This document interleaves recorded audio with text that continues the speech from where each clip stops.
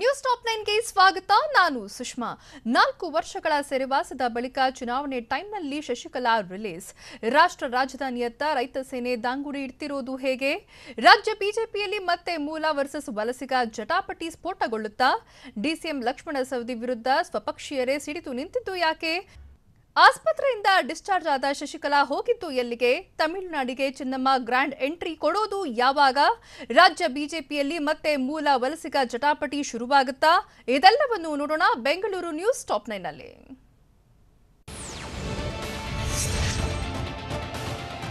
ಶಶಿಕಲಾ ನಟರಾಜನ್ರ ಜೈಲು ವಾಸದ ಜೊತೆ ಆಸ್ಪತ್ರೆ ವಾಸವು ಅಂತ್ಯವಾಗಿದ್ದು 4 ವರ್ಷಗಳ ಬಳಿಕ ಬಿಡುಗಡೆಯಾಗಿದ್ದಾರೆ. 1997ರಲ್ಲಿ ಶಶಿಕಲಾ ವಿರುದ್ಧ ಅಕ್ರಮ ಆಸ್ತಿಗಳಿಗೆ ಆರೋಪ ಕೇಳಿಬಂದಿತ್ತು. ಶಶಿಕಲಾ ಆಪ್ತೆ ಇಳವರಸಿ ಮತ್ತು ಸುಧಾಕರ್ ಬಂಧನವಾಗಿತ್ತು. ಸತತ 21 ವರ್ಷಗಳ ಬಳಿಕ ಕೋರ್ಟ್ ಬಂಧನದ ಆದೇಶವನ್ನು ಕೊಟ್ಟಿತ್ತು. 2017 ಫೆಬ್ರವರಿ 15ರಂದು ಜೈಲು ಸೇರಿದ್ದ ಶಶಿಕಲಾ ನಟರಾಜನ್ ಕೆಲ ದಿನಗಳ ಹಿಂದೆಯಷ್ಟೇ ಜೈಲಿನಿಂದ ಬಿಡುಗಡೆಯಾಗಿ ಕೊರೋನಾ ಹಿನ್ನೆಲೆ ವಿಕ್ಟೋರಿಯಾ ಆಸ್ಪತ್ರೆಯಲ್ಲಿ ಚಿಕಿತ್ಸೆ ಪಡೆದಿದ್ದರು.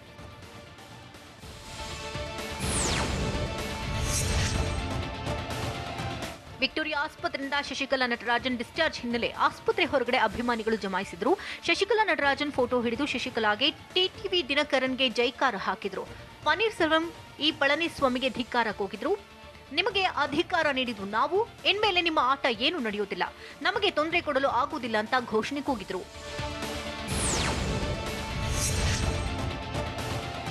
ಅಮಾವಾಸ್ಯೆ ಬಳಿಕವೇ ತಮಿಳುನಾಡಿಗೆ ಚಿನ್ನಮ್ಮ ಗ್ರ್ಯಾಂಡ್ ಎಂಟ್ರಿ ಕೊಡಲಿದ್ದಾರೆ. ಸದ್ಯ ಪುಷ್ಯ ಮಾಸ ಹಿನ್ನೆಲೆ ಮಾಘ ಮಾಸ ಆರಂಭದವರೆಗೂ ಶಶಿಕಲಾ ನಟರಾಜನ್ ಕಾಯಲಿದ್ದು ಫೆಬ್ರವರಿ 11ರ ಬಳಿಕವೇ ತಮಿಳುನಾಡಿಗೆ ತೆರಳಲಿದ್ದಾರೆ. ಮಾಘ ಮಾಸದಲ್ಲಿ ತಮಿಳುನಾಡಿಗೆ ತೆರಳಿದ್ರೆ ಶುಭವಾಗುತ್ತೆ ಅನ್ನೋ ನಂಬಿಕೆ ಇದ್ದು ಫೆಬ್ರವರಿ 11ರ ಬಳಿಕ ಅದ್ದೂರಿ ಮೆರವಣಿಗೆ ಮೂಲಕ ತವರಿಗೆ ಮರಳಲು ಪ್ಲಾನ್ ಮಾಡಿದ್ದಾರೆ.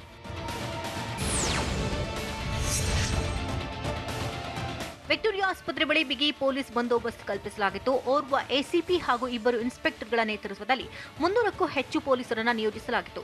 ಶಶಿಕಲಾ ನಟರಾಜನ್ಗೆ ಯಾವುದೇ ಸಾಂವಿಧಾನಿಕ ಹುದ್ದೆಗಳಿಲ್ಲ. ಆದರೂ ಅಹಿತಕರ ಘಟನೆ ನಡೆಯದಂತೆ, ಕಾನೂನು ಸುವ್ಯವಸ್ಥೆಗೆ ಧಕ್ಕೆಯುಂಟಾಗದಂತೆ ಬಿಗಿ ಭದ್ರತೆ ಕೈಗೊಳ್ಳಲಾಗಿತ್ತು.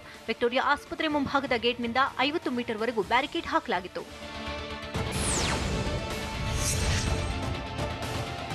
ರಾಜ್ಯ ಬಿಜೆಪಿಯಲ್ಲಿ ಮತ್ತೆ ಮೂಲ ಹಾಗೂ ವಲಸಿಗ ಜಟಾಪಟಿ ಶುರುವಾಗುವ ಸಾಧ್ಯತೆ ಇದೆ. ಸಚಿವ ಸ್ಥಾನ ಖಾತೆ ಹಂಚಿಕೆ, ಕ್ಷೇತ್ರಾನುದಾನದಲ್ಲಿನ ಅಸಮಾಧಾನ ವಿಚಾರಕ್ಕೆ ಬಿಜೆಪಿ ಮೂಲ ಶಾಸಕರು ನಾಳೆ ಸಭೆ ಸೇರೋ ಸಾಧ್ಯತೆ ಇದೆ. ವಿಧಾನಸಭಾ ಕಲಾಪ ಮುಕ್ತಾಯದ ಬಳಿಕ ನಾಳೆ ರಾತ್ರಿ ಭೋಜನಕೂಟದ ನೆಪದಲ್ಲಿ ಸಭೆ ನಡೆಸಲಿದ್ದಾರೆ ಎನ್ನಲಾಗ್ತಿದೆ.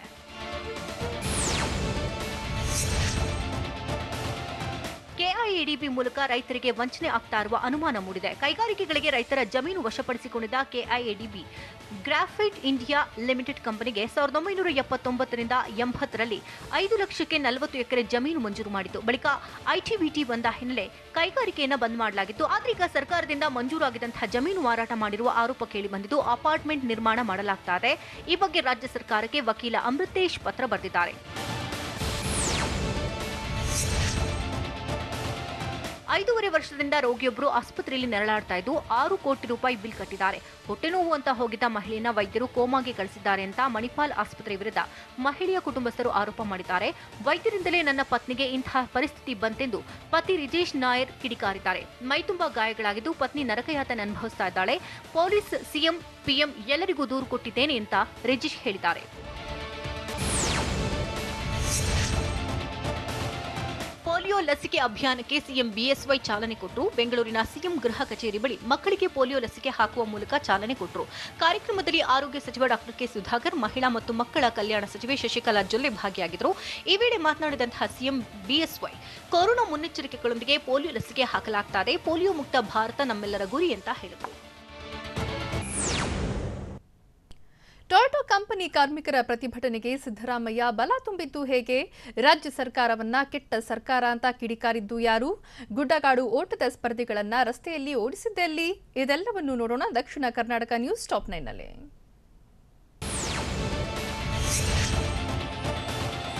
ರಾಮನಗರ ತಾಲೂಕಿನ ಬಿಡದಿಯಲ್ಲಿ ಟೊಯೋಟಾ ಕಂಪನಿ ಕಾರ್ಮಿಕರು ನಡೆಸ್ತಾ ಇರೋ ಮುಷ್ಕರ 84ನೇ ದಿನಕ್ಕೆ ಕಾಲಿಟ್ಟಿದೆ. ಹೀಗಾಗಿ ವಿಪಕ್ಷ ನಾಯಕ ಸಿದ್ದರಾಮಯ್ಯ ಧರಣಿ ನಿರತ ಕಾರ್ಮಿಕರ ಭೇಟಿಯಾಗಿ ಮಾತುಕತೆ ನಡೆಸಿದ್ರು. ಈ ವೇಳೆ ಕಾರ್ಮಿಕರಿಗೆ ಸಿದ್ದರಾಮಯ್ಯ ಬೆಂಬಲ ವ್ಯಕ್ತಪಡಿಸಿದರು. ಕಂಪನಿ ಆಡಳಿತ ಮಂಡಳಿ ಧೋರಣೆ ಖಂಡಿಸಿ ಕಾರ್ಮಿಕರು ಕಳೆದ 84 ದಿನದಿಂದ ಮುಷ್ಕರ ನಡೆಸ್ತಾ ಇದ್ದು ಮೊನ್ನೆ ನಡೆದ ಪಾದಯಾತ್ರೆಯಲ್ಲಿ ಕಾಂಗ್ರೆಸ್ ನಾಯಕರು ಭಾಗಿಯಾಗಿದ್ದರು.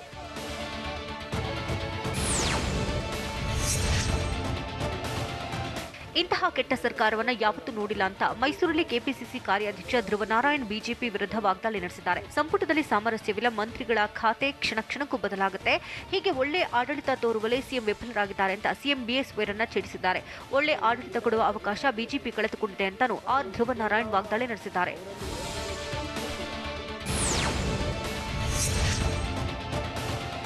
ಮಂಗಳೂರು ಅಂತಾರಾಷ್ಟ್ರೀಯ ವಿಮಾನ ನಿಲ್ದಾಣದಲ್ಲಿ ಅಕ್ರಮವಾಗಿ ಸಾಗಿಸ್ತಾ ಇದ್ದ 587 ಗ್ರಾಂ ಚಿನ್ನವನ್ನು ಕಸ್ಟಮ್ಸ್ ಅಧಿಕಾರಿಗಳು ವಶಕ್ಕೆ ಪಡೆದಿದ್ದಾರೆ. ಕಾಸರಗೋಡು ಮೂಲದ ವ್ಯಕ್ತಿಯೊಬ್ಬ ಗುರುದ್ವಾರದಲ್ಲಿಟ್ಟುಕೊಂಡು ದುಬೈನಿಂದ ಚಿನ್ನ ತಂದಿದ್ದ. ತಪಾಸಣೆ ನಡೆಸಿದ ಅಧಿಕಾರಿಗಳು ಚಿನ್ನವನ್ನು ಜಪ್ತಿ ಮಾಡಿ ವ್ಯಕ್ತಿಯನ್ನ ವಶಕ್ಕೆ ಪಡೆದಿದ್ದಾರೆ.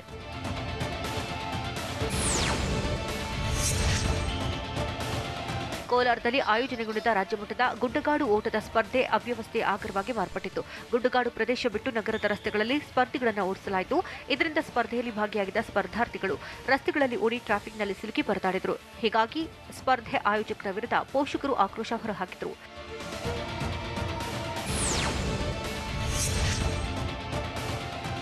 ಮಂಡ್ಯ ಜಿಲ್ಲೆಯ ನಾಗಮಂಗಲದಲ್ಲಿ ಜೆಡಿಎಸ್ ಶಾಸಕ ಸುರೇಶ್ ಗೌಡ ವೇದಿಕೆ ಮೇಲೆ ಸ್ಟೆಪ್ಸ್ ಹಾಕಿದ್ದಾರೆ.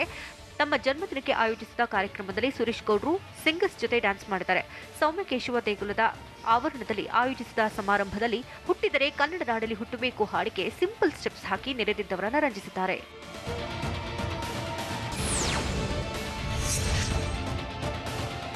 ಕೊಡಗು ಜಿಲ್ಲೆಯ ವಿರಾಜಪೇಟೆ ತಾಲೂಕಿನ ನಾಂಗಲದಲ್ಲಿ ಭಾರೀ ಗಾತ್ರದ ಕಾಳಿಂಗ ಸರ್ಪವೊಂದನ್ನು ರಕ್ಷಣೆ ಮಾಡಲಾಗಿದೆ. ಗ್ರಾಮದ ಕುಪ್ಪಂಡ ವಿನೋದ್ ಬೆಳ್ಯಪ್ಪ ಅನ್ನೋರ ಜಮೀನಿನಲ್ಲಿ ಕಾಳಿಂಗ ಸರ್ಪ ಕಾಣಿಸಿಕೊಂಡಿದ್ದು, ವಿಷಯ ತಿಳಿದು ಸ್ಥಳಕ್ಕೆ ಬಂದಂತಹ ಉರಗತಜ್ಞ ಗಗನ್ ಅನ್ನೋರು ಕಾಳಿಂಗನನ್ನ ಸೆರೆ ಹಿಡಿದು ಸುರಕ್ಷಿತವಾಗಿ ಕಾಡಿಗೆ ಬಿಟ್ಟಿದ್ದಾರೆ.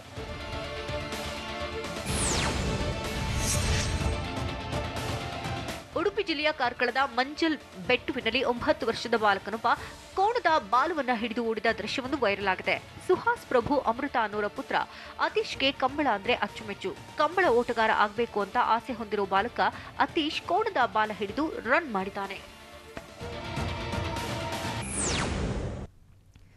ಸ್ವಪಕ್ಷೀಯರ ಕೆಂಕಣ್ಣಿಗೆ ಗುರಿಯಾಗಿದ್ದು ಯಾಕೆ ಡಿಸಿಎಂ ಲಕ್ಷ್ಮಣ ಸವದಿ? ಮಹದಾಯಿ ಹೋರಾಟ ವೇದಿಕೆ ಸದಸ್ಯರು ಬೆಂಗಳೂರು ಚಲೋಗೆ ನಿರ್ಧಾರ ಮಾಡಿದ್ದು ಯಾಕೆ? ಕೊರೋನಾ ಭಯವಿಲ್ಲದೆ ನೃತ್ಯ ಕಾರ್ಯಕ್ರಮದಲ್ಲಿ ಜನರು ಮಸ್ತಿ ಮಾಡಿದ್ದು ಹೇಗಿತ್ತು? ಇದೆಲ್ಲವನ್ನು ನೋಡೋಣ ಉತ್ತರ ಕರ್ನಾಟಕ ನ್ಯೂಸ್ ಟಾಪ್ 9ನಲ್ಲಿ.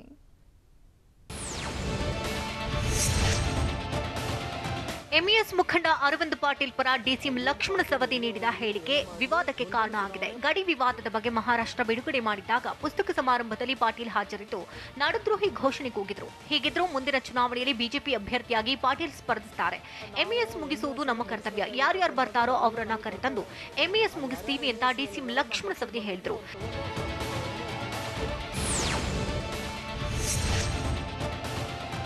ಬೆಳಗಾವಿ ಜಿಲ್ಲೆಯ ಖಾನಾಪುರ ಕ್ಷೇತ್ರದ ಬಿಜೆಪಿ ಮುಖಂಡರು ಡಿಸಿಎಂ ಲಕ್ಷ್ಮಣ ಸವದಿ ವಿರುದ್ಧ ಆಕ್ರೋಶ ಹೊರಹಾಕಿದ್ದಾರೆ. ಖಾನಾಪುರದ ಮುಂದಿನ ಬಿಜೆಪಿ ಅಭ್ಯರ್ಥಿ ಅರವಿಂದ್ ಪಾಟೀಲ್ ಅಂತ ಹೇಳಿದ ಲಕ್ಷ್ಮಣ ಸವದಿ ಹೇಳಿಕೆಯನ್ನು ಖಂಡಿಸಿದ್ದಾರೆ. ಸಭೆ ನಡೆಸಿದ ಲೀಡರ್ಸ್ ಅರವಿಂದ್ ಪಾಟೀಲ್ ಮುಂದಿನ ಅಭ್ಯರ್ಥಿ ಅಂತ ಸವದಿ ಹೇಳ್ತಾರೆ. ನಾವೇನು ಕೈಗೆ ಬಳೆ ಕಟ್ಕೊಂಡು ಕೂತಿದ್ದೀವ, ರಾಜೀನಾಮೆ ಪತ್ರ ರೆಡಿ ಮಾಡಿ ರಾಜ್ಯಾಧ್ಯಕ್ಷರಿಗೆ ಸಂಘಟನಾ ಕಾರ್ಯದರ್ಶಿಗೆ ನೀಡೋಣ ಅಂತ ಸವದಿಗೆ ಎಚ್ಚರಿಕೆ ಕೊಟ್ಟಿದ್ದಾರೆ.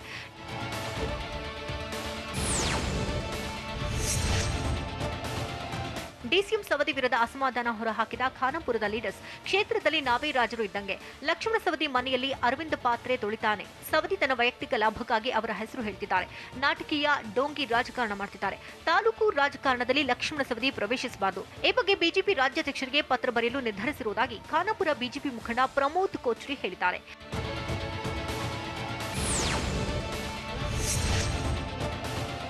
ಗದಗ ಜಿಲ್ಲೆಯ ನರಗುಂದ ಮಹದಾಯಿ ಹೋರಾಟ ವೇದಿಕೆ ಸದಸ್ಯರು ರೈತರು ಬೆಂಗಳೂರು ಚಲೋ ಕಾರ್ಯಕ್ರಮ ಆಯೋಜಿಸಲು ನಿರ್ಧರಿಸಿದ್ದಾರೆ.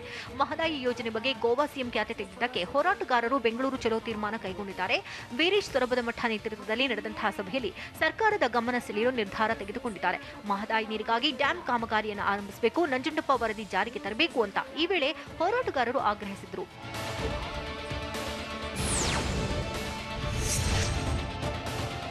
ಕಲಬುರಗಿಯ ಸುಲೇಪೇಟ್ ಠಾಣೆ, ಚಿಂಚೋಳಿ ಠಾಣೆಯ ಪಿಎಸ್ಐಗಳ ವಿರುದ್ಧ ಎಫ್ಐಆರ್ ದಾಖಲಿಸಲಾಗಿದೆ. ಶ್ರೀಹರಿ ಅನ್ನೋರು ನೀಡಿದಂತಹ ದೂರಿನ ಮೇರೆಗೆ ಪಿಎಸ್ಐಗಳಾದ ಚೇತನ್ ಬಿದರಿ, ರಾಜಶೇಖರ್ ರಾಠೋಡ್ ವಿರುದ್ಧ ಕೇಸ್ ಹಾಕಲಾಗಿದೆ. ಪುರಸಭೆ ಮುಖ್ಯಾಧಿಕಾರಿ ಮೇಲೆ ಆನಂದ್ ಟೈಗಲ್ ಎಂಬಾತ ಹಲ್ಲೆ ನಡೆಸಿದ್ದು, ಟೈಗಲ್ ಬಗ್ಗೆ ಸುಳಿವು ನೀಡುವಂತೆ ಪಿಎಸ್ಐಗಳು ಥಳಿಸಿದ್ದಾರೆಂತ ದೂರುದಾರ ಶ್ರೀಹರಿ ಆರೋಪಿಸಿದ್ದಾರೆ. ದೂರಿನಲ್ಲೂ ಉಲ್ಲೇಖಿಸಿದ್ದಾರೆ.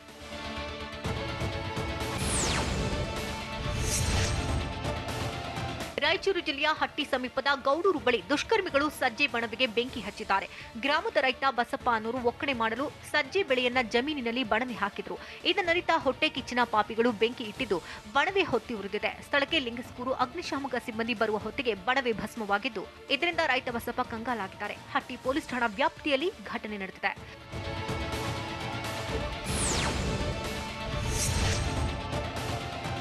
ರಾಯಚೂರು ಜಿಲ್ಲೆಯ ಮಸ್ಕಿ ತಾಲೂಕಿನ ಪಾಮನಕಲ್ಲೂರು ಗ್ರಾಮದ ಬಳಿ ರೈತರು ನಡೆಸ್ತಾ ಇರೋ ಧರಣಿ 73ನೇ ದಿನಕ್ಕೆ ಕಾಲಿಟ್ಟಿದೆ. ನಾರಾಯಣಪುರ ಕಾಲುವೆಗೆ 5A ಉಪಕಾಲುವೆ ನಿರ್ಮಿಸಿ ಅಂತ ಅನ್ನದಾತರು ಪಟ್ಟು ಹಿಡಿದಿದ್ದು ಧರಣಿ ಮುಂದುವರೆಸಿದ್ದಾರೆ. ಬೇಡಿಕೆ ಈಡೇರುವವರೆಗೂ ಪ್ರತಿಭಟನೆ ಮುಂದುವರೆಸುವುದಾಗಿ ಎಚ್ಚರಿಸಿದ್ದಾರೆ. ಕಳೆದ 73 ದಿನದಿಂದ ಪಟ್ಟು ಸಡಿಲಿಸದೆ ಹೋರಾಟಕ್ಕೆ ಕಾವು ಕೊಟ್ಟಿದ್ದಾರೆ.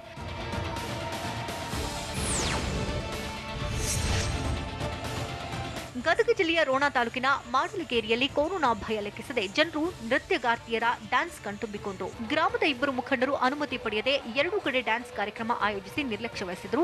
ಕಿಕ್ಕಿರಿದಿದ್ದ ಗ್ರಾಮಸ್ಥರು ಅಂತರಕ್ಕೆ ತಿಲಾಂಜಲಿ ಇಟ್ಟು ಡ್ಯಾನ್ಸ್ ನೋಡುವುದರಲ್ಲಿ ತಲ್ಲೀನರಾಗಿದ್ರು. ಡ್ಯಾನ್ಸ್ ಕಾರ್ಯಕ್ರಮದ ಬಗ್ಗೆ ತಾಲೂಕು ಆಡಳಿತ, ಪೊಲೀಸ್ ಇಲಾಖೆಗೆ ಮಾಹಿತಿ ಇದ್ದರೂ ಕ್ರಮ ಕೈಗೊಳ್ಳುವಲ್ಲಿ ವಿಫಲವಾಗಿತ್ತು. ದೆಹಲಿ ಗಡಿಗೆ ರೈತರು ಎಷ್ಟು ವಾಹನಗಳಲ್ಲಿ ಬರ್ತಿದ್ದಾರೆ? ಗಣರಾಜ್ಯೋತ್ಸವದಂದು ನಡೆದ ಹಿಂಸಾಚಾರದ ಬಗ್ಗೆ ಎಷ್ಟು ಜನರನ್ನ ಬಂಧಿಸಲಾಗಿದೆ? ಕೃಷಿ ಕಾಯ್ದೆಗಳನ್ನು 2024ರವರೆಗೂ ತಡೆ ಹಿಡಿಯೋಕೆ ಆಗ್ರಹಿಸಿದ್ದು ಯಾರು? ಇದೆಲ್ಲವನ್ನು ನೋಡೋಣ ದೆಹಲಿ ದಂಗೆ ನ್ಯೂಸ್ ಟಾಪ್ 9ನಲ್ಲಿ.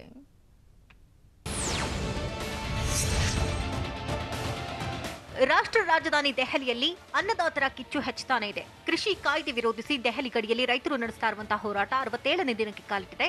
ಪಂಜಾಬ್ನಿಂದ ದೆಹಲಿಗೆ 700 ವಾಹನಗಳು ಬರ್ತಾ ಇದ್ದು, ಇಂದು ಸಂಜೆ ವೇಳೆಗೆ ಟಿಕ್ಕಿ ಬಾರ್ಡರ್ ತಲುಪುವ ಸಾಧ್ಯತೆ ಇದೆ. ಟ್ರ್ಯಾಕ್ಟರ್, ಬಸ್, ಕಾರುಗಳ ಮೂಲಕ ದೆಹಲಿಗೆ ರೈತರು ಬರ್ತಿದ್ದಾರೆ.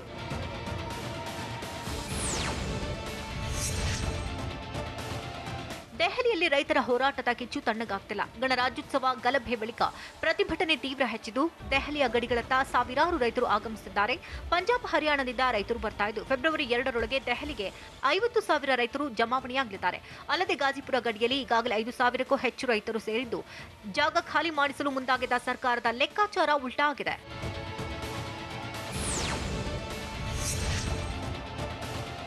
ಗಣರಾಜ್ಯೋತ್ಸವದಂದು ದೆಹಲಿಯಲ್ಲಿ ನಡೆದ ಗಲಭೆ ಬಳಿಕ 38 ಎಫ್ಐಆರ್ ದಾಖಲಿಸಲಾಗಿದ್ದು, ಈವರೆಗೆ ಹಿಂಸಾಚಾರದ ಆರೋಪದಲ್ಲಿ 84 ಮಂದಿಯನ್ನು ಬಂಧಿಸಲಾಗಿದೆ. ಆರೋಪಿಗಳ ಪತ್ತೆಗೆ ಜನರ ಸಹಾಯ ಕೇಳಿದಂತಹ ಪೊಲೀಸರು ದಾಂಧಲಿಯ ವಿಡಿಯೋ ಇದ್ರೆ ಕಳಿಸುವಂತೆ ಕೇಳಿದ್ರು. ಅದರಂತೆ ದೆಹಲಿ ಪೊಲೀಸರಿಗೆ 1700 ವಿಡಿಯೋ ಕಳಿಸಿದ್ದು, ವಿಡಿಯೋಗಳ ಆಧಾರದಲ್ಲಿ ಆರೋಪಿಗಳ ಪತ್ತೆಗೆ ದೆಹಲಿ ಪೊಲೀಸರು ಮುಂದಾಗಿದ್ದಾರೆ.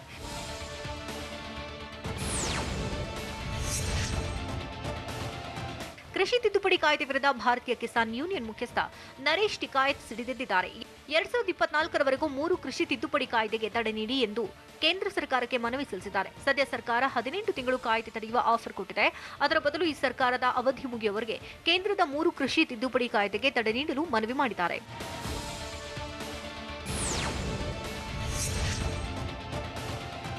ಕೇಂದ್ರದ ಕೃಷಿ ತಿದ್ದುಪಡಿ ಕಾಯ್ದೆ ವಿರೋಧಿಸಿ ದೆಹಲಿಯ ಗಾಜಿಪುರ ಗಡಿಯಲ್ಲಿ ರೈತರು ಧರಣಿ ಮುಂದುವರೆಸಿದ್ದಾರೆ. ರೈತರು ಹೆಚ್ಚಿನ ಸಂಖ್ಯೆಯಲ್ಲಿ ಸೇರ್ತಾ ಇರುವ ಹಿನ್ನೆಲೆಯಲ್ಲಿ ಗಾಜಿಪುರ ಗಡಿಯಲ್ಲಿ 12 ಹಂತದಲ್ಲಿ ಬ್ಯಾರಿಕೇಡ್ ಅಳವಡಿಕೆ ಮಾಡಲಾಗಿದೆ. ಅಲ್ಲದೆ ಸ್ಥಳೀಯರು ಮತ್ತೆ ದಾಳಿ ಮಾಡುವ ಭೀತಿ ಇದೆ. ಹೀಗಾಗಿ ಬಿಗಿ ಭದ್ರತೆ ಕಲ್ಪಿಸಲಾಗಿದೆ.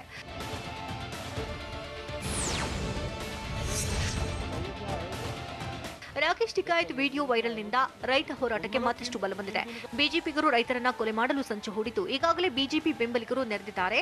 ಹಾಗೆಯೇ ಪೊಲೀಸರು ಕೂಡ ಪ್ರತಿಭಟನಾ ಸ್ಥಳದಲ್ಲಿ ಬೀಡು ಬಿಟ್ಟಿದ್ದಾರೆ. ನಾವು ಸಾಮೂಹಿಕ ಆತ್ಮಹತ್ಯೆ ಮಾಡಿಕೊಳ್ಳುವುದಕ್ಕೂ ಸಿದ್ಧರಿದ್ದೇವೆ, ಆದರೆ ಪ್ರತಿಭಟನೆಯನ್ನು ಯಾವುದೇ ಕಾರಣಕ್ಕೂ ಹಿಂಪಡೆಯುವುದಿಲ್ಲ ಎಂದು ರಾಕೇಶ್ ಟಿಕಾಯತ್ ಕಣ್ಣೀರಿಟ್ಟು ಹೇಳಿದರು. ಹೀಗಾಗಿ ರಾಕೇಶ್ಗೆ ಬೆಂಬಲ ಸೂಚಿಸಿ ಸಾವಿರಾರು ರೈತರು ದೆಹಲಿ ಗಡಿಯತ್ತ ಬರ್ತಿದ್ದಾರೆ.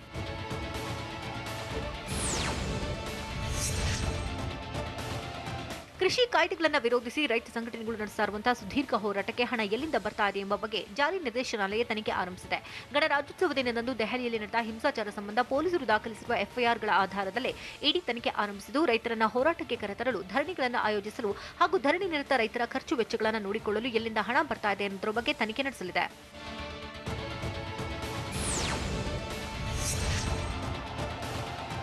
ಧರಣಿ ನಿರತ 100ಕ್ಕೂ ಹೆಚ್ಚು ರೈತರು ಕಾಣೆಯಾಗಿದ್ದಾರೆ ಎಂದು ಸರ್ಕಾರೇತರ ಸಂಸ್ಥೆಯೊಂದು ಆರೋಪ ಮಾಡಿದೆ. ಟ್ರ್ಯಾಕ್ಟರ್ ಪರೇಡ್ನಲ್ಲಿ ಭಾಗವಹಿಸಿದ ರೈತರ ಪೈಕಿ ಪಂಜಾಬ್ನ ಹಲವು ಭಾಗಗಳ 100ಕ್ಕೂ ಹೆಚ್ಚಿನ ರೈತರ ಸುಳಿವೆ ಪತ್ತೆಯಾಗಿಲ್ಲ ಎಂದು ಎನ್ಜಿಒ ದೂರಿದೆ. 100ಕ್ಕೂ ಹೆಚ್ಚು ಮಂದಿ ರೈತರು ಕಾಣೆಯಾಗಿದ್ದು, ಈ ಪೈಕಿ 12 ರೈತರು ಮೊಗ ಜಿಲ್ಲೆಯ ತಟರಿಪಾಲ ಗ್ರಾಮದವರು ಅಂತ ಎನ್ಜಿಒ ಹೇಳಿದೆ.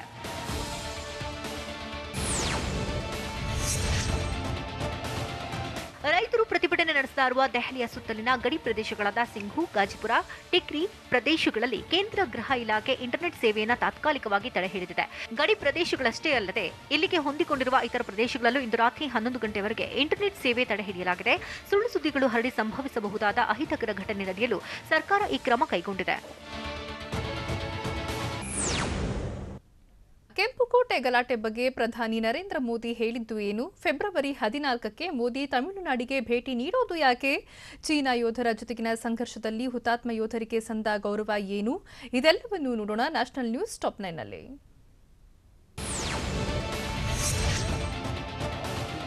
2021ನೇ ವರ್ಷದ ಮೊದಲ ಮನ್ ಕಿ ಬಾತ್ನಲ್ಲಿ ಮಾತನಾಡಿದ ಪ್ರಧಾನಿ ಮೋದಿ ಗಣರಾಜ್ಯೋತ್ಸವದಂದು ನಡೆದ ಹಿಂಸಾಚಾರವನ್ನು ಪ್ರಸ್ತಾಪಿಸಿದರು. ಕೆಂಪುಕೋಟೆ ಮೇಲೆ ತ್ರಿವರ್ಣ ಧ್ವಜಕ್ಕೆ ಅವಮಾನ ಮಾಡಿದ್ದು ತ್ರಿವರ್ಣ ಧ್ವಜಕ್ಕೆ ಅಪಮಾನ ದುಃಖಕರ.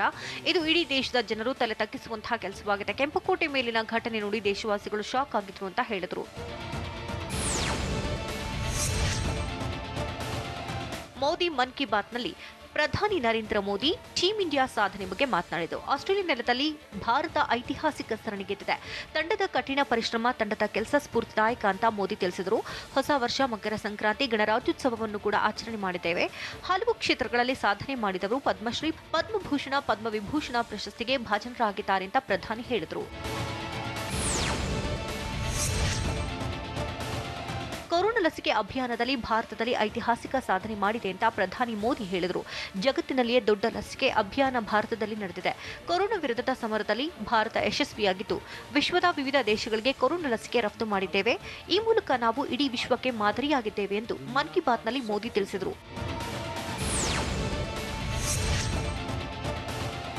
ತಮಿಳುನಾಡು ವಿಧಾನಸಭಾ ಚುನಾವಣಾ ಕಣ ರಂಗೇರ್ತಿದೆ. ಮುಂಬರುವ ವಿಧಾನಸಭಾ ಚುನಾವಣೆಯಲ್ಲಿ ಆಡಳಿತಾರೂಢ ಎಐಎಡಿಎಂಕೆ ಜೊತೆ ಬಿಜೆಪಿ ಮೈತ್ರಿ ಮಾಡಿಕೊಂಡು ಸ್ಪರ್ಧೆ ಮಾಡ್ತೇವೆ ಅಂತ ಬಿಜೆಪಿ ಅಧ್ಯಕ್ಷ ಜೆಪಿ ನಡ್ಡಾ ಘೋಷಿಸಿದ್ದಾರೆ.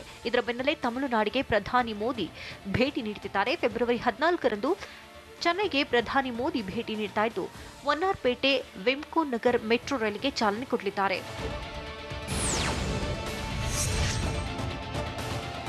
ಪಶ್ಚಿಮ ಬಂಗಾಳ ವಿಧಾನಸಭಾ ಚುನಾವಣೆಗೆ ಇನ್ನೂ ಕೆಲ ತಿಂಗಳು ಬಾಕಿ ಇದ್ದು ಚುನಾವಣಾ ಕಣ ಈಗಿನಿಂದಲೇ ರಂಗೇರ್ತಿದೆ. ಇದೀಗ ಕಾಂಗ್ರೆಸ್ ಟಿಎಂಸಿ ವಿರುದ್ಧ ಎಐಎಂಐಎಂನ ಅಸಾದುದ್ದೀನ್ ಓವೈಸಿ ವಾಗ್ದಾಳಿ ನಡೆಸಿದ್ದಾರೆ. ಪಶ್ಚಿಮ ಬಂಗಾಳದಲ್ಲಿ ಸ್ಪರ್ಧಿಸುವುದಾಗಿ ಘೋಷಿಸಿದ ಬಳಿಕ ಬ್ಯಾಂಡ್ ಬಾಜಾ ಪಾರ್ಟಿಯಾಗಿರ್ತಕ್ಕಂಥ ಕಾಂಗ್ರೆಸ್ ನಮ್ಮನ್ನ ಬಿಜೆಪಿಯ ಬಿ ಟೀಮ್ ಅಂತ ಹೇಳಿದೆ. ಸಿಎಂ ಮಮತಾ ಬ್ಯಾನರ್ಜಿ ಕೂಡ ಇದೇ ರೀತಿ ಹೇಳ್ತಿದ್ದಾರೆ. ನಾವು ಬಿಜೆಪಿಗೆ ಸೇರಿಲ್ಲ, ಸಾರ್ವಜನಿಕರಿಗೆ ಸೇರಿದ್ದೇವೆ ಅಂತ ಓವೈಸಿ ತಿಳಿಸಿದರು. ಹುತಾತ್ಮರಾದ 20 ಯೋಧರ ಹೆಸರನ್ನ ದೆಹಲಿಯ ನ್ಯಾಷನಲ್ ವಾರ್ ಮೆಮೋರಿಯಲ್ನಲ್ಲಿ ಕೆತ್ತನೆ ಮಾಡಲಾಗಿದೆ. 2020ರ ಜೂನ್ 15ರಂದು ಗಾಲ್ವಾನ್ ಕಣಿವೆಯಲ್ಲಿ ಚೀನಾ ಯೋಧರ ಜೊತೆಗಿನ ಘರ್ಷಣೆಯಲ್ಲಿ ಕರ್ನಲ್ ಸಂತೋಷ್ ಬಾಬು ಸೇರಿದಂತೆ ಭಾರತೀಯ ಸೇನೆಯ 20 ಯೋಧರು ಹುತಾತ್ಮರಾಗಿದ್ದರು. ಹೀಗಾಗಿ ನ್ಯಾಷನಲ್ ವಾರ್ ಮೆಮೋರಿಯಲ್ ಹಾಲ್ನಲ್ಲಿ ಹೆಸರು ಕೆತ್ತನೆ ಮಾಡಿ ಗೌರವ ಸಮರ್ಪಿಸಲಾಗಿದೆ.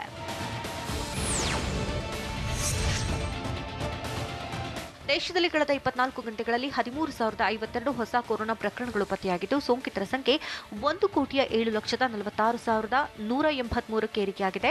ಕಳೆದೊಂದು ದಿನದಲ್ಲಿ 127 ಜನರು ಕೊರೋನಾಗೆ ಬಲಿಯಾಗಿದ್ದು ಈವರೆಗೆ 1,54,274 ಜನರು ಕೊರೋನಾದಿಂದ ಮೃತಪಟ್ಟಿದ್ದಾರೆ. 1,04,00,000ಕ್ಕೂ ಹೆಚ್ಚಿನ ಸೋಂಕಿತರು ಚೇತರಿಸಿಕೊಂಡಿದ್ದು 1.68 ಲಕ್ಷ ಜನರು ಇನ್ನೂ ಚಿಕಿತ್ಸೆ ಪಡೆಯುತ್ತಿದ್ದಾರೆ.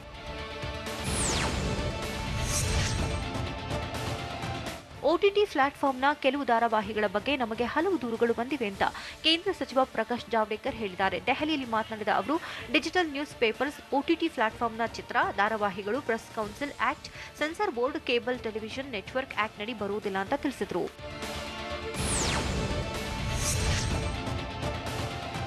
ಥಿಯೇಟರ್ ಮತ್ತು ಮಲ್ಟಿಪ್ಲೆಕ್ಸ್ಗಳಲ್ಲಿ 100% ಸೀಟುಗಳು ಭರ್ತಿಗೆ ಕೇಂದ್ರ ಸರ್ಕಾರ ಅನುಮತಿ ನೀಡಿದ್ದು ಆನ್ಲೈನ್ ಟಿಕೆಟ್ ಬುಕ್ಕಿಂಗ್ಗೆ ಪ್ರೋತ್ಸಾಹಿಸುತ್ತೇವೆ ಅಂತ ಮಾಹಿತಿ ಮತ್ತು ಪ್ರಸಾರ ಖಾತೆ ಸಚಿವ ಪ್ರಕಾಶ್ ಜಾವಡೇಕರ್ ತಿಳಿಸಿದ್ದಾರೆ. ಅಕ್ಟೋಬರ್ನಲ್ಲಿ 50% ಸಿಟ್ಟಿಂಗ್ ಕೆಪಾಸಿಟಿಯಲ್ಲಿ ಮಾತ್ರ ಸಿನಿಮಾ ಪ್ರದರ್ಶನಕ್ಕೆ ಅವಕಾಶ ನೀಡಲಾಗಿತ್ತು. ಇದೀಗ ಸಂಪೂರ್ಣ ಭರ್ತಿಯಲ್ಲಿ ಚಿತ್ರ ಪ್ರದರ್ಶನಕ್ಕೆ ಅವಕಾಶ ನೀಡಿದ್ದು ಬಂದಾಗಿದ್ದ ಸ್ವಿಮ್ಮಿಂಗ್ ಪೂಲ್ ಕೂಡ ನಾಳೆಯಿಂದ ಓಪನ್ ಆಗಲಿದೆ. ಮನ್ ಕಿ ಬಾತ್ನಲ್ಲಿ ಟೀಂ ಇಂಡಿಯಾ ಬಗ್ಗೆ ಮೋದಿ ಹೇಳಿದ್ದು ಏನು? ಆಸ್ಪತ್ರೆಯಿಂದ ಡಿಸ್ಚಾರ್ಜ್ ಆದ ಸೌರವ್ ಗಂಗೂಲಿ ಆರೋಗ್ಯ ಹೇಗಿದೆ? ನಶೆ ಹುಡುಗರ ಟಕೀಲಾದಲ್ಲಿ ಯಾರೆಲ್ಲ ಅಭಿನಯಿಸುತ್ತಿದ್ದಾರೆ? ಇದೆಲ್ಲವನ್ನು ನೋಡೋಣ ಎಂಟರ್ಟೈನ್ಮೆಂಟ್ ನ್ಯೂಸ್ ಟಾಪ್ 9ನಲ್ಲಿ.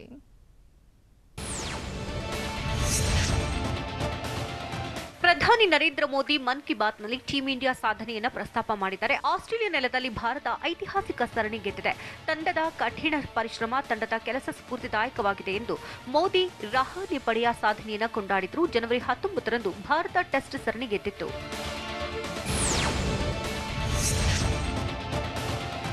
ಬಿಸಿಸಿಐ ಅಧ್ಯಕ್ಷ ಸೌರವ್ ಗಂಗೂಲಿ ಬಿಡುಗಡೆಯಾಗಿದ್ದಾರೆ. ಹೃದಯದ ಸಮಸ್ಯೆಯಿಂದ ಬಳಲ್ತಾ ಇದ್ದ ಗಂಗೂಲಿಗೆ 2ನೇ ಬಾರಿಗೆ ಆಂಜಿಯೋಪ್ಲಾಸ್ಟಿ ಮಾಡಲಾಗಿದ್ದು ಮತ್ತೆರಡು ಸ್ಟಂಟ್ಗಳನ್ನು ಅಳವಡಿಸಲಾಗಿದೆ. ಗಂಗೂಲಿ ಪರಿಪೂರ್ಣವಾಗಿ ಆರೋಗ್ಯವಾಗಿದ್ದಾರೆ ಎಂದು ಅಪೋಲೋ ಆಸ್ಪತ್ರೆ ವೈದ್ಯ ಡಾಕ್ಟರ್ ರಾಣಾ ದಾಸ್ ಗುಪ್ತಾ ತಿಳಿಸಿದ್ದಾರೆ.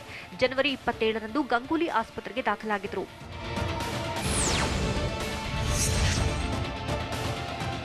ಇಂಡಿಯನ್ ಪ್ರೀಮಿಯರ್ ಲೀಗ್ 14ನೇ ಆವೃತ್ತಿ ಭಾರತದಲ್ಲೇ ನಡೆಯಲಿದೆ ಎಂದು ಬಿಸಿಸಿಐ ಮೂಲಗಳು ತಿಳಿಸಿವೆ.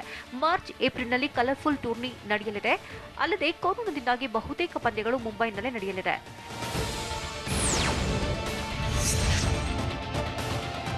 ಇಂಗ್ಲೆಂಡ್ ವಿರುದ್ಧ ಫೆಬ್ರವರಿ 5ರಿಂದ ಆರಂಭವಾಗಲಿರುವ ಟೆಸ್ಟ್ ಸರಣಿಯಲ್ಲಿ ಆರಂಭಿಕರಾಗಿ ಕನ್ನಡಿಗ ಮಯಾಂಕ್ ಅಗರ್ವಾಲ್ಗೆ ಸ್ಥಾನ ಸಿಗುವುದು ಅನುಮಾನವಾಗಿದೆ. ಆಸ್ಟ್ರೇಲಿಯಾ ಸರಣಿಯಲ್ಲಿ ರೋಹಿತ್ ಶರ್ಮಾ ಜೊತೆಗೆ ಕೊನೆಯ 2 ಟೆಸ್ಟ್ ಪಂದ್ಯಗಳಲ್ಲಿ ಆರಂಭಿಕರಾಗಿ ಕಣಕ್ಕಿಳಿದಿದ್ದ ಯುವ ಬ್ಯಾಟ್ಸ್ಮನ್ ಶುಭ್ಮನ್ ಗಿಲ್ ಅತ್ಯುತ್ತಮ ನಿರ್ವಹಣೆ ತೋರಿದರು. ಹೀಗಾಗಿ ಅವರನ್ನೇ ಈ ಸರಣಿಯಲ್ಲೂ ಆರಂಭಿಕರಾಗಿ ಮುಂದುವರಿಸುವ ಸಾಧ್ಯತೆ ಇದೆ.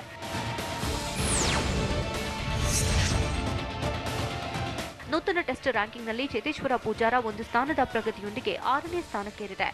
4ನೇ ಸ್ಥಾನ ಕಾಯ್ದುಕೊಂಡಿರುವ ವಿರಾಟ್ ಕೊಹ್ಲಿ ಭಾರತದ ಟಾಪ್ ಬ್ಯಾಟ್ಸ್ಮನ್ ಆಗಿದ್ದಾರೆ. 8ನೇ ಸ್ಥಾನದಲ್ಲಿರುವ ಅಜಿಂಕ್ಯ ರಹಾನೆ ಟಾಪ್ 10 ರ್ಯಾಂಕ್ನಲ್ಲಿರೋ ಭಾರತದ ಮತ್ತೋರ್ವ ಬ್ಯಾಟ್ಸ್ಮನ್ ಆಗಿದ್ದಾರೆ. ಇದು ಇವತ್ತಿನ ನ್ಯೂಸ್ ಟಾಪ್ 9. ನಿರಂತರ ಸುದ್ದಿಗಾಗಿ ನೋಡ್ತಾ ಇರಿ TV9.